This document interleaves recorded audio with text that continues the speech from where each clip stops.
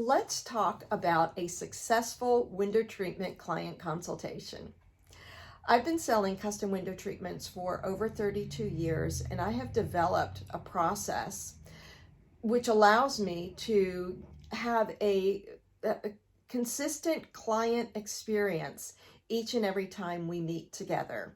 I've actually documented this. It's part of my systems and processes. And I have been doing it so long that I know approximately how much time I will need for each of these 5 steps that I follow for each of my window treatment consultations. I'm going to share those 5 steps with you, but I also want to let you know it's not just so that I can follow these 5 steps. But if I have an employee meeting with a client on behalf of my business, I want to make sure that that employee is following the same 5 steps and creating the same client experience. Quite often, that's why our clients hire us over and over and over again, because they like the experience that we provide when we meet with them. So the next thing I want to mention is that I start gathering information from the time that we first have our design call, and I will ask them about what their needs are or what their pain points are, what they need me to fix for them during the use of their window treatments. So I ask them a lot of questions. I also ask about their design style, if they know that, colors that they like, colors they don't like, what types of fabrics or textures they like. And that allows me to begin gathering fabrics so that I can bring some things to that meeting, that first meeting. The other thing that I require is that they send me digital photos of the windows and or the rooms that we will be discussing at this consultation appointment. And that gives me a better idea of what I'm walking into, so I'm not seeing those for the first time in the client's home. Kind of gets me going with some ideas. So let's talk about the 5 steps. The greeting, the discovery, the selection, the measuring, and the exit. 5 steps.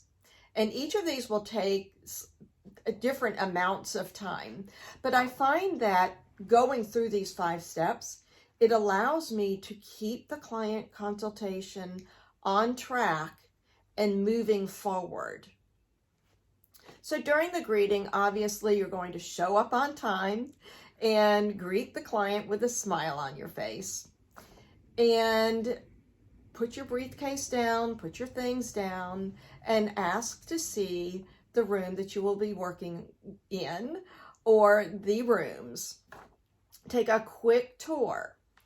And once you do this, ask the client where they would like to set up and look at samples. The next phase is the discovery phase. This is going to take longer than the greeting. And during this phase, you're going to talk about window treatment options and what the how blinds and valances or panels, whether they're stationary panels or working panels, how they can all work together to work towards fixing the pain points, which is why you're there meeting with your client. Once the discovery phase is over and you have determined if they need sun control or privacy or decoration, or sometimes they need all of the above. Once you've gotten that and you've written notes down, then you're ready to start the selection process. At this point, I will go out to my vehicle and I will pull some samples and bring them in to show them in the client's home. During this selection, you're going to show samples. You're going to let them see how different samples look together. Maybe hold them up near the window. Show them these samples with furniture in their home or artwork in the home or other pieces of furniture, so that you can sort of begin to romance the fabrics and the samples that you're showing them. Ask them questions. Look at their body language and their facial expressions as you're showing them these samples. And that will tell you a lot about how they're feeling about these samples. Sometimes clients will shake their head yes or no, but by reading their body language or their facial expressions, you know that maybe they're not really comfortable with something that you're showing them. It's very, very important to quiet your mind and read these signals. Once you have, and the selection phase is going to take usually the longest. But once you have gotten a selection of some things together and you've discussed the options and you know what type of treatments that you are going to be providing, then it is time to move into phase number 4, the measuring phase. During this phase, you want to give the client something to do so that they are not asking you questions or coming up with any comments as you're trying to measure. You want to keep them busy.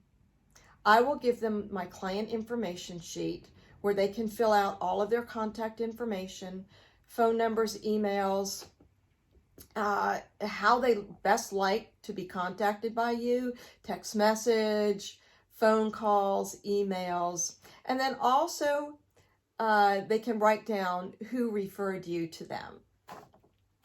So keep them busy, get all of your measuring, measured the same way every time you are measuring, and get all your measurements. Write any notations down of the measurements that you need. Take photographs, take videos, so that you can refer back to these as you are quoting and even as you are working with the workroom if they have any questions.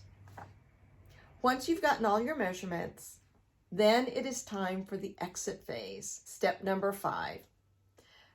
Be sure and discuss any other questions or comments that your client may have for you. If you thought of anything that you wanted to share with them or any other questions that you may have for them while you were measuring, make sure you discuss those. Begin to pick up all of your samples. And then if you need a follow-up appointment, go ahead and book that at this time.